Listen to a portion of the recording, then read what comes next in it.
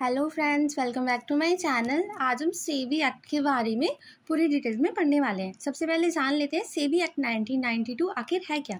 The SEBI act 1992 is a law enacted by the Indian parliament to stabilise the Security and Exchange Board of India यानी कि SEBI as a statutory regulatory body to regulate the security market, protect investors and ensure transparency and efficiency in capital markets. यानी कि जो सेबी अधिनियम 1992 भारत की संसद द्वारा पारित एक कानून है जिसके तहत भारतीय प्रतिभूति और विनिमय बोर्ड यानी कि सेबी को एक वैधानिक संस्था के रूप में स्थापित किया गया, यानी कि एक लीगल स्ट्रक्चर माना गया है ताकि वह प्रतिभूति बाजार को नियंत्रित करे, यानी कि सिक्योरिटी से रिलेटेड जो भी मार्केट है वो इसके अंतर्गत आता है। उसके बाद निवेशकों की सुरक्षा करे, यानी कि जो भी इन्वेस्टर्स होते हैं, जो भी किसी कंपनी में इन्वेस्ट करते हैं, उनके हितों की सुरक्षा करे और पूंजी बाजार में पारदर्शिता व कुशलता सुनिश्चित कर सकें।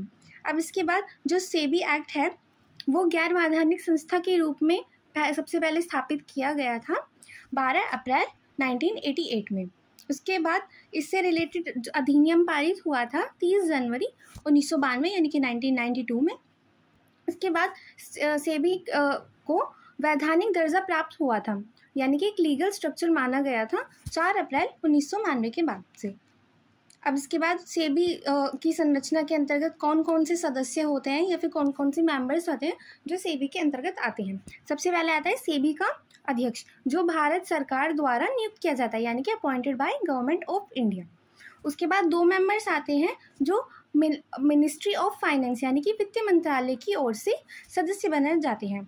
उसके बाद 1 मेंबर होता है फ्रॉम आरबीआई यानी कि रिजर्व बैंक ऑफ इंडिया, भारतीय रिजर्व बैंक के द्वारा। उसके बाद 5 मेंबर्स नॉमिनेट किए जाते हैं गवर्नमेंट के द्वारा, यानी कि 5 सदस्य भारत सरकार द्वारा नामित किए जाते हैं। तो इन सबको मिलाकर टोटल 9 सदस्य सेबी के अंतर्गत आते हैं। उसके बाद सेबी एक्ट के उद्देश्य क्या है सेबी के?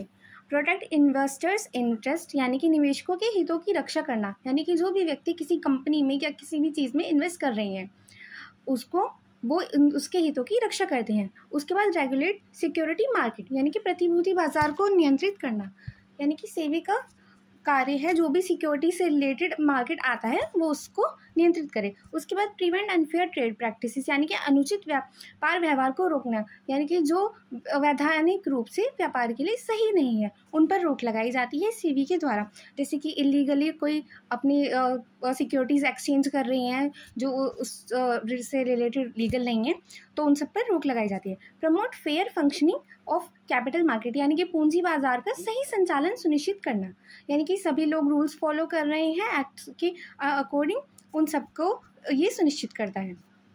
इसके बाद आती है सेबी की शक्तियाँ क्या हैं। इसे अंतर्गत सबसे पहला पॉइंट आता है क्वासी लेजिस्लेटिव यानी कि अर्धविधायक। इसके अंतर्गत ये can make rules and guidance, यानी कि ये नियम और दिशा निर्देश की बनाने की शक्ति होती है, यानी कि रूल्स और गाइडलाइंस बना सकते हैं और सेबी एक्ट के अंतर्गत। उसके बाद आता है क्या क्वासी एग्जीक्यूटिव यानी कि अर्ध कार्यकारी, यानी कि can investigate and take action, यानी कि जांच कर सकते हैं और कार्रवाई करने की शक्ति भी इनके पास होती है। उसके बाद आता है क्वासी जुडिशियल यानी कि अर्ध न्यायिक, यानी कि can pass orders and impose penalties, यानी कि आदेश पारित कर सकते हैं और दंड देने की शक्ति भी इसके अंतर्गत आती है। तो ये 3 तरह की शक्तियाँ सेबी एक्ट के अंतर्गत आती हैं। इसके बाद सेबी के कार्य क्या होते हैं? रेगुलेट स्टॉक एक्सचेंज एंड इंटरमीडिएटर्स, यानी कि स्टॉक एक्सचेंज और जो बिचौलिए होते हैं उनको नियंत्रित करता है, यानी कि जहाँ पे एक दूसरे व्यक्ति द्वारा मिडिलमैन के थ्रू खरीदी जाती है सिक्योरिटीज़, उनको ये सुनिश्चित करता है कि भी सही वे में है या नहीं। उसके बाद prevent insider training and fraud, यानी कि इनसाइडर ट्रेनिंग का मतलब होता है अगर कोई अपनी कंपनी से रिलेटेड जो सीक्रेट इन्फॉर्मेशन है उसको लीक करते हैं ताकि उनका और जो बाहर से किसी पार्टी का प्रॉफिट हो सके, तो ये उसको और फ्रॉड्स को रोकता है। उसके बाद प्रमोट इन्वेस्टर अवेयरनेस यानी कि निवेशक जागरूकता को बढ़ावा देता है। Regulate mergers, takeovers and mutual funds, यानी कि विलय, अधिग्रहण और म्यूचुअल फंड्स को नियंत्रित करता है। उसके बाद मॉनिटर क्रेडिट रेटिंग एजेंसीज, यानी कि क्रेडिट रेटिंग की जो एजेंसीज होती हैं उन पर निगरानी रखता है। अब सेबी की विशेषताएं क्या है? स्टेटरी एंड ऑटोनॉमस बॉडी, यानी कि वैधानिक है और स्वायत्त संस्था, यानी कि खुद से कार्य करती है, किसी और एक्ट के अंतर्गत रूल्स फॉलो नहीं करती। उसके बाद इसके मतलब खुद से रूल्स होते हैं।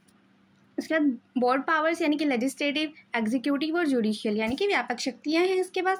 उसके बाद इन्वेस्टर ओरिएंटेड रेगुलेटरी बॉडी यानी कि जो ये मेन इसका जो गोल होता है वो निवेशकों की हितों की रक्षा करना होता है, तो ये निवेशक उन्मुख नियामक संस्था है।